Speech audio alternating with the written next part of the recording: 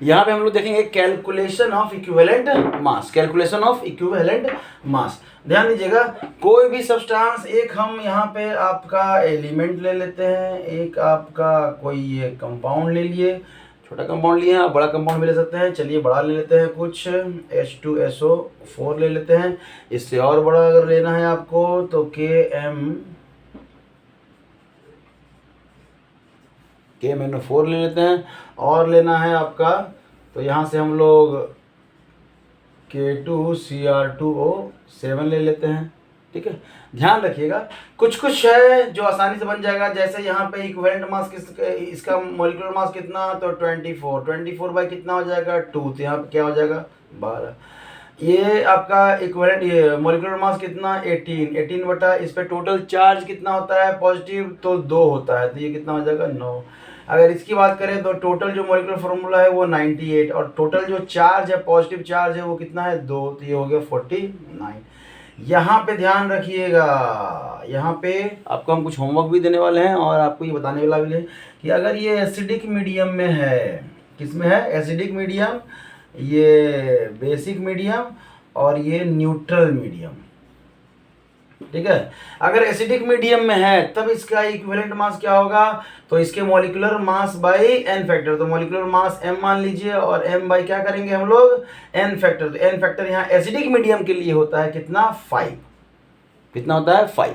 ये 2 होमवर्क है आपका, आप अगर जान रहे हैं, पहले से पढ़े हुए हैं, तो आपका रिवीजन भी हो जाएगा और ये बहुत बार पूछा जाने वाला है। अगर नीट के स्टूडेंट हैं आप तो इसको याद ही रख लीजिए, डायरेक्ट क्वेश्चन आपका यहाँ से रहता है। आप अगर मेंस का तैयारी कर रहे हैं तो भी इस कंपाउंड पे ध्यान रखिएगा। अच्छी बात यह है कि ये भी उसी तरह से बनेगा, लेकिन इसमें सिर्फ एसिडिक मीडियम ही होता है। क्या होता है, एसिडिक मीडियम ही होता है। और इसमें अगर एसिडिक मीडियम में आपको K2Cr2O7 दिया रहेगा तो इसका जो इक्विवेलेंट मास हो जाएगा, इक्विवेलेंट वेट जो हो जाएगा वो क्या हो जाएगा m बटा कितना हो जाएगा 6 हो जाएगा।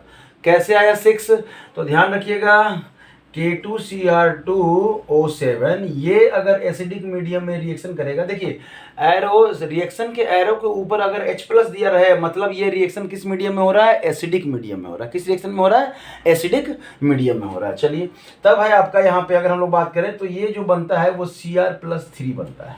चलिए यहाँ पे हम लोग इसका निकालेंगे, हम लोग क्या निकालेंगे, ऑक्सीडेशन नंबर निकालेंगे। यहाँ पे क्या निकाले हम लोग, ऑक्सीडेशन नंबर। अगर ऑक्सीडेशन नंबर निकालेंगे तो यहाँ पे 2 क्रोमियम का कितना होता है +12, और यहाँ पे 1 क्रोमियम का है +3। कंफ्यूजन यहीं पे होगा, ध्यान दीजिएगा इस पे। 1 क्रोमियम का बच्चा लोग निकालेगा 3, यहाँ पे 1 क्रोमियम का निकालेगा 6, और सोचिएगा कि 3 से चेंज हो रहा है, सीधा कर दिए। ध्यान दीजिएगा, रिएक्टेंट में जितना एलिमेंट रहेगा ओवरऑल उतना का ही देखेंगे। अरे क्यों देखेंगे, ये कंपाउंड है, ये कंपाउंड अगर रिएक्शन करेगा तो इसके दोनों क्रोमियम रिएक्शन करेंगे ना, दोनों क्रोमियम रिएक्शन करेंगे, मतलब दोनों क्रोमियम या तो इलेक्ट्रॉन लेगा या तो देगा। समझने के लिए यहाँ पे क्या कर रहा है, रिडक्शन हो रहा है। यहाँ पे जो 1 क्रोमियम का अगर देखेंगे तो +6 है, 1 क्रोमियम का कितना है +6, तो 2 क्रोमियम का कितना होगा +12। क्यों, क्योंकि 1 क्रोमियम ऐसा नहीं है कि भाई तू काम कर ले, आज हम इंतजार आराम कर लेते हैं, हम बाद में इलेक्ट्रॉन लूज करेंगे, ऐसा नहीं होता है। अगर ये पूरा कंपाउंड रिएक्शन में पार्टिसिपेट कर रहा है तो इसके दोनों क्रोमियम जो है वो रिएक्शन में पार्टिसिपेट करेंगे। तो मतलब टोटल इलेक्ट्रॉन कितना होगा वो ध्यान देना है। तो टोटल जो इलेक्ट्रॉन हो जाएगा यहाँ पे वो कितना हो जाएगा, अगर 1 क्रोमियम का +6 है तो 2 क्रोमियम का +12, यहाँ पे 1 का दिया हुआ है तो यहाँ पे 2 का आपको जानना होगा। ठीक है, तो 2 क्रोमियम में कितना हो गया +6, मतलब यहाँ पे टोटल कितना हो जाएगा +6, और यहाँ पे टोटल कितना हो जाएगा +12। ये चेंज कितना से हुआ, 6 से चेंज हुआ, यही यहाँ पे लिखा हुआ है 6।